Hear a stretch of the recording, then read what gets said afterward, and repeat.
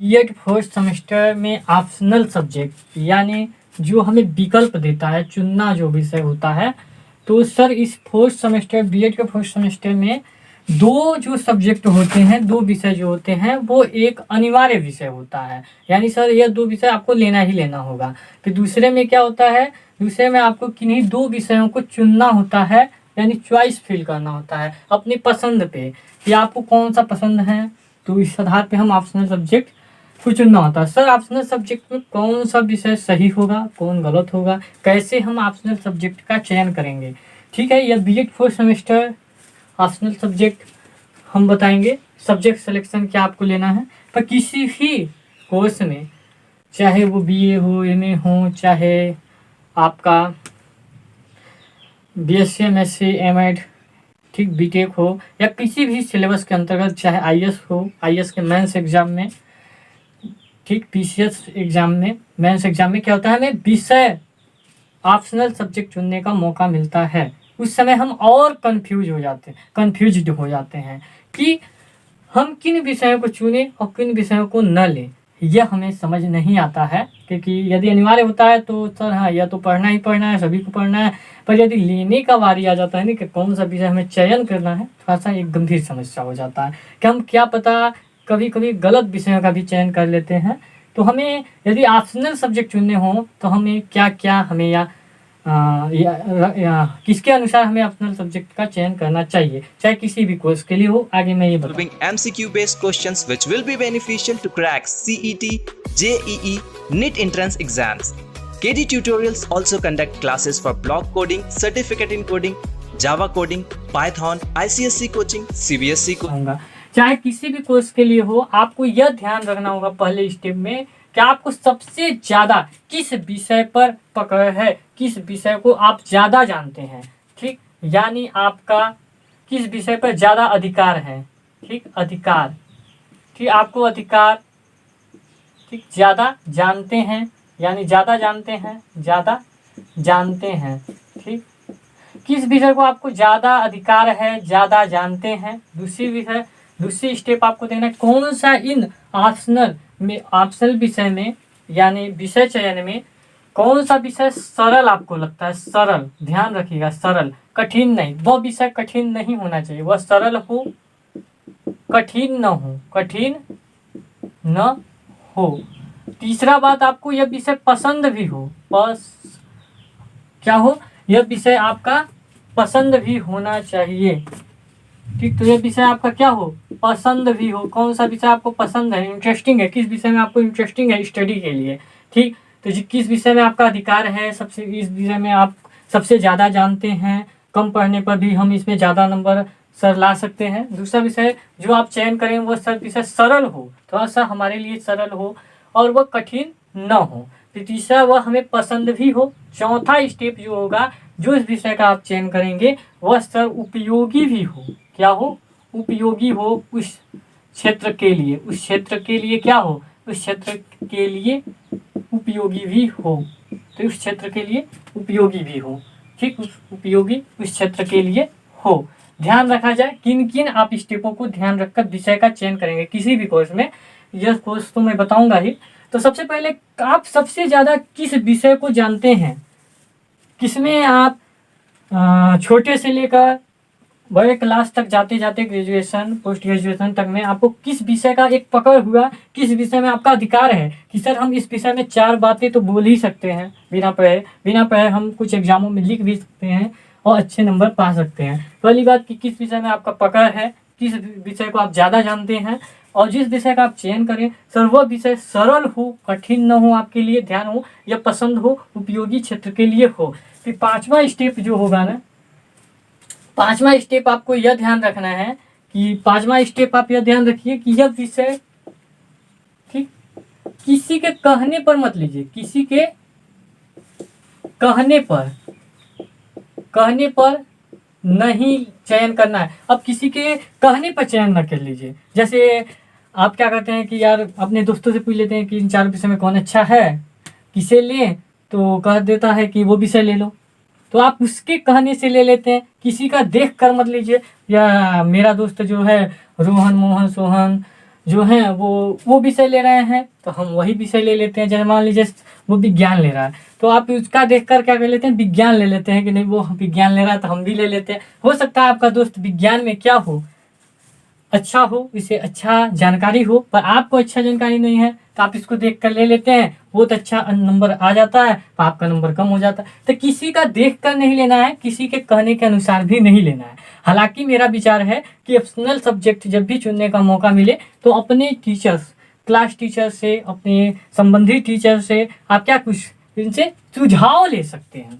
अब उनके कहा हुआ, जैसे वो करें विज्ञान ले लीजिए तो विज्ञान ही नहीं लेना है, तो उनसे सुझाव जरूर लेना है कि सर हमें इन विषयों में किस विषय को लेना चाहिए। वो बताएंगे किस विषय को लेना है। हाँ, आपको लगे लेना तो अपने मन से ही विषय है, ध्यान रखिएगा। छठवां, आपको मन से ही लेना है, किसी के दबाव या प्रेशर पे विषय का चयन नहीं करना है। तो आपको करना क्या है कि इसमें कि यदि सर ने कहा कि चलिए आपको विज्ञान लेना है तो विज्ञान आप लीजिएगा, पर आपको लगे हाँ कि सर भी सही कर रहे हैं, हमें पसंद है और लेना है तो आपको लगे तो आप ले सकते हैं। पर सुझाव आप ले सकते हैं कई शिक्षक से, अपने बड़े बुजुर्गों से, भाई से, बहन से, किसी से भी कि हमें कौन विषय लेना चाहिए, हमें समझ नहीं आ रहा तो आप बताओ, तो ये बताएगा। उसके अनुसार आपका मन करे तो। अब ये नहीं कि आपका दोस्त ले रहा है तो आप दोस्त को देख कर ले लीजिए कि नहीं दोस्त गणित ले रहा है, मैथ ले रहा है तो मैं भी ले लूँ, नहीं, ऐसा नहीं। आप हो सकता है दोस्त आप मैथ अच्छा लगा लेता हो, आप न लगा पाते हो, वो विज्ञान अच्छा न लगा पाता हो, मैथ लगा, तो वो अलग अलग विषय है। अब यहाँ पे ध्यान हो कि सर सबसे ज़्यादा विषय में आप जानते हैं, वो दूसरे को कैसे पता, दूसरे को कैसे पता होगा। आपका एक क्लास टीचर होगा जो आपको पता कर लेगा एक वर्ष के अंतर्गत कि किन विषयों का अधिक ज्ञान है या आपसे संबंधित है। माता पिता भाई बहन जान जाएगा कि वो मैथ में है, कि विज्ञान में, कि साइंस में, तो वो उनके अनुसार बता सकता है। फिर इसके बाद सरल हो, वो कैसे जानेगा कि आपके लिए सरल है कि कठिन है। यदि आप अनजान व्यक्ति से पूछ देते हैं जाके कि कौन विषय लेना है तो वो क्या जानेगा कि आपके लिए कौन विषय सरल होगा, कौन कठिन होगा। ये तो आपको ही पता है कि कौन विषय हमारे लिए सरल होगा और कौन सा विषय कठिन होगा। कौन पसंद है, आप कौन विषय पसंद करते हैं, वो दूसरे को कैसे पता, ये तो आपको ही पता होगा। उपयोगी क्षेत्र के लिए कौन सा विषय हमारे लिए उपयोगी होगा, सर हमें तो पसंद तो है, तो पर उपयोगी कौन है, यूजफुल सब्जेक्ट कौन है इस फील्ड के लिए। तो यह ध्यान रखें कि हाँ ये जो है कंसेप्ट वो दूसरों से आप ले सकते हैं। जैसे शिक्षक हो गया या कोई बड़े आपके घर के हैं, तो जो भी टीचर्स हैं वो ये बारे में जरूर बताएंगे कि सर बेटा ये विषय जो है 4 विषय है, इसमें से 2 विषय जो है उपयोगी है, अब आप कौन विषय लेना चाहते हो ले लो। यदि ज़्यादातर जरूरी है कि उपयोगी यही है, अच्छा होगा। किसी के कहने पर न लेना है और आपको अपने मन से ही लेना है, किसी को देख कर नहीं लेना है, ठीक है, हम बता दिए। Weekly test. All exams as per CBSE guidelines. By ex-faculty members of 5G and Arkash Institute. During this uncertain time, when everything has been stopped, where learning should never be, join KD Tutorials, where we develop passion for learning with top-class faculty specialized in their subjects, where we analyze each individual students and assign tests regularly, which is designed to help them to understand their subjects more efficiently with convenient time management. We also conduct activities for each student according to our analysis for their improvement. And on Bonanza, KD Tutorials B.Ed 4th semester subject optional subject में यह ध्यान रखिए कि इसमें भी आपको 2 विषयों का चयन करना है। एक इसमें 2 विषय जो होते हैं कोर्स कोड 401, 402, ध्यान रखिएगा 401, 402 अनिवार्य विषय हैं। क्या है अनिवार्य, अनिवार्य यानी वो सभी स्टूडेंट लेंगे, चाहे वो आर्ट हो, साइंस हो, कॉमर्स हो, इससे कोई मतलब नहीं है यहाँ पे। Environment education in the Indian perspective यानी भारतीय परिप्रेक्ष्य में पर्यावरण शिक्षा है, जो आपको अनिवार्य के रूप में लेना है, लेना ही लेना होगा। इसका मार्क्स जो होगा 100 होगा। आपका क्रेडिट है 4 क्रेडिट, यानी आपको यदि इससे कम, यदि मान लीजिए परीक्षा में क्या होता है आपको कम मिलता है, मान लीजिए आपने इसमें मान लीजिए बना है कि 36 नंबर में पास होना है, आपने कितना पाया, आपने पाया 32, तो ये प्लस जोड़कर आपको क्या कर दिया जाएगा, पास किया जाएगा। ये 4 नंबर क्रेडिट का होता है। फिर 402 जेंडर, स्कूल एंड सोसाइटी, विद्यालय, लिंग, विद्यालय, समाज जो है वो भी अनिवार्य विषय है, आपको लेना ही होगा। इसका मार्क्स जो है 50 है, क्रेडिट जो है 2 है, ध्यान रखिएगा। अब यहाँ पे ऑप्शनल सब्जेक्ट है, यहाँ पे आपके 403, 402 इसमें से 2 विषय आपको चयन करना है। एनी 2 ऑफ द फॉलोइंग, निम्नलिखित में से कोई 2 विषय चुनिए। इसमें 4 विषय दिए गए। अब 4 विषय में आपको कौन कौन चुनना है यह ध्यान रखिएगा। और अपने मन से चुनना है सर, मन से भी वह विषय सरल भी हो और क्या हो, पसंद भी हो, उपयोगी भी हो और इसे आप ज़्यादा जानते हो। ठीक, इतना तो आप देखिए सबसे पहले कि आपके पास 4 विषय है कौन कौन से। पहला है guidance and counselling in school, विद्यालय में निर्देशन एवं उपबोधन है। दूसरा है स्कूल मैनेजमेंट अर्थात विद्यालय प्रबंधन है दूसरा। तीसरा जो है value education and moral ethics, मूल्य शिक्षा एवं नैतिक आचार, हिस्ट्री ऑफ इंडियन एजुकेशन, भारतीय शिक्षा का इतिहास। ठीक, ये है। यदि इनकी मार्क्स की बात की जाए तो इन सभी का मार्क्स 100 ही है। क्रेडिट भी जो है वो 4 ही है, इसमें कोई अंतर ज़्यादा नहीं है। अब आप ये ध्यान रखिएगा कि हाँ सर अब लेना कौन विषय है, तो 2 तो क्लियर हो जाता है कि सर इसे तो लेना ही है, 2 विषय। तो हम बताना चाहते हैं कि टीचर्स के लिए, आप टीचर्स के लिए सबसे विषय कौन जरूरी है।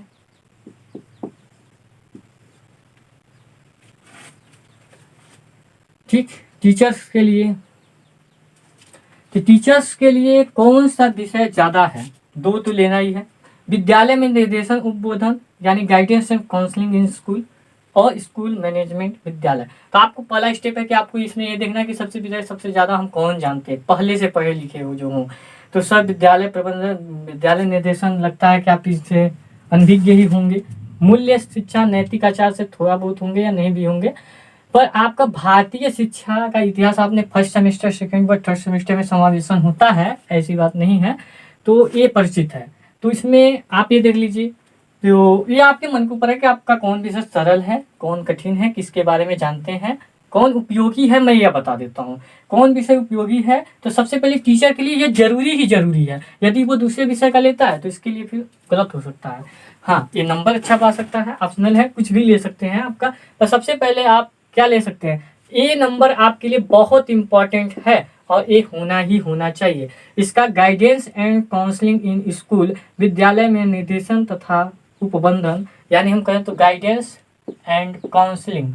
ठीक, guidance and counselling, guidance and counselling आपका इंटरेस्टिंग है। कोई भी शिक्षक तब तक एक सफल, एक उचित, ठीक, अच्छा शिक्षक नहीं बन सकता है जब तक उसे क्या है, परामर्श और एक क्या है, निर्देशन और परामर्श के स्किल को, योग्यता को, इनकी विशेषताएं से परिचित नहीं होता, तब तक वो अपने टीचर में इतना अच्छा परफॉर्मेंस नहीं कर सकता। यानी ये बहुत ही जरूरी ही है और बहुत इम्पॉर्टेंट थ्योरी है।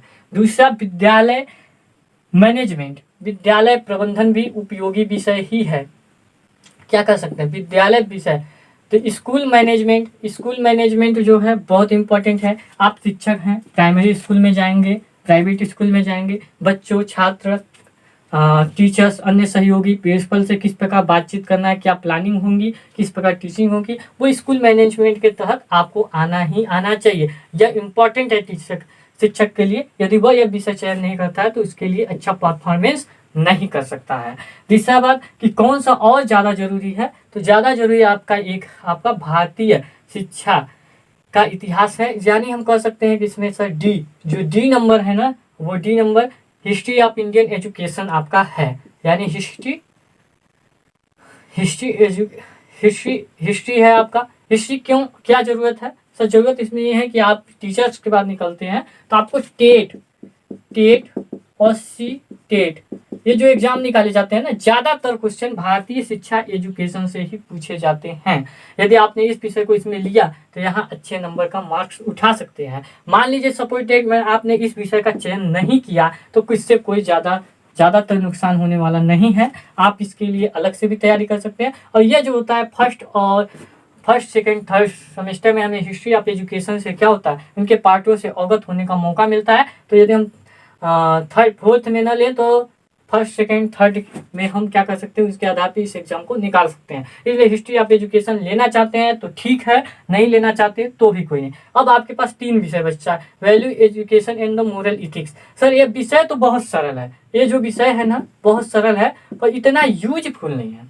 यूजफुल है, हालांकि है, पर आपके गाइडेंस और स्कूल मैनेजमेंट के बाद तीसरा स्थान जो होगा ना, value education and the moral ethics का है तीसरा स्थान। तो आपको 2 ही विषय चयन करना है, तो गाइडेंस एंड काउंसलिंग कीजिए, स्कूल मैनेजमेंट।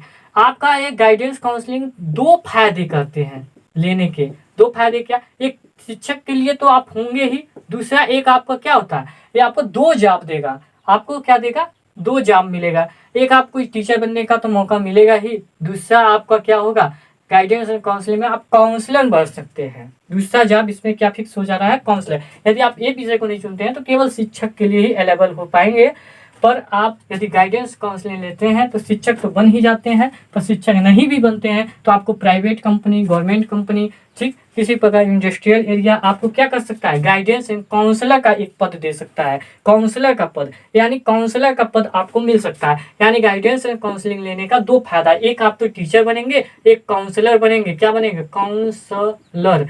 एक तो आप क्या बनेंगे, काउंसलर भी बन सकते हैं। क्या बनेंगे, एक आप काउंसलर भी बनेंगे, ध्यान रखिएगा।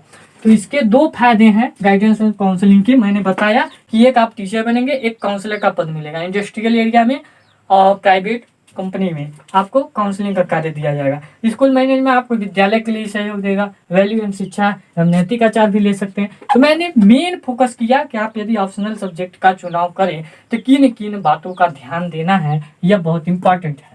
तो इसमें आपको समझ आ गया कि ए बी आपके लिए बहुत इंपॉर्टेंट है। यदि आप ए बी नहीं लेते तो ए सी भी ले लीजिए, काम चल जाएगा, या ए डी ले लीजिए, ठीक। तो ए आप अवश्य लीजिए क्योंकि इसमें 2 आपको ऑप्शन दिया जा रहा है। एक तो टीचर के लिए आप अवेलेबल होंगे ही, और दूसरा कहा जा सकता है आप एक काउंसलर के पद के लिए भी अवेलेबल होंगे। 2 आपके फायदे होंगे। तो 2 विषय चयन में आपको 6 स्टेपों को ध्यान रखना है। किस विषय, But confused which is the best? Providing you qualified and experienced teachers.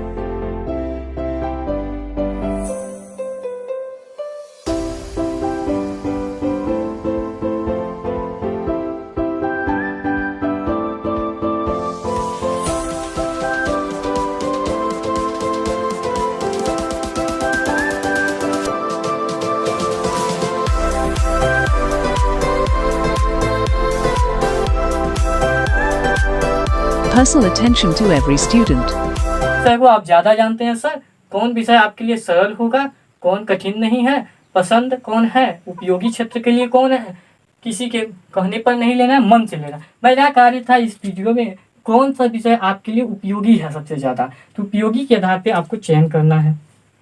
अब ये नहीं कि सर हमने कर दिया कि guidance and counselling, school management, history, तो यही लीजिए। इसके बावजूद भी आपको ऑप्शनल विषय में स्वतंत्रता प्रदान किया जाता है। इसमें आप जो चाहें वो ले सकते हैं, आप ए बी सी डी में, क्योंकि इसमें स्वतंत्रता होता है, कोई भी ले लीजिए। पर हालांकि होता है कि हम कौन सा विषय उपयोगी होता है, मैंने यह बताया।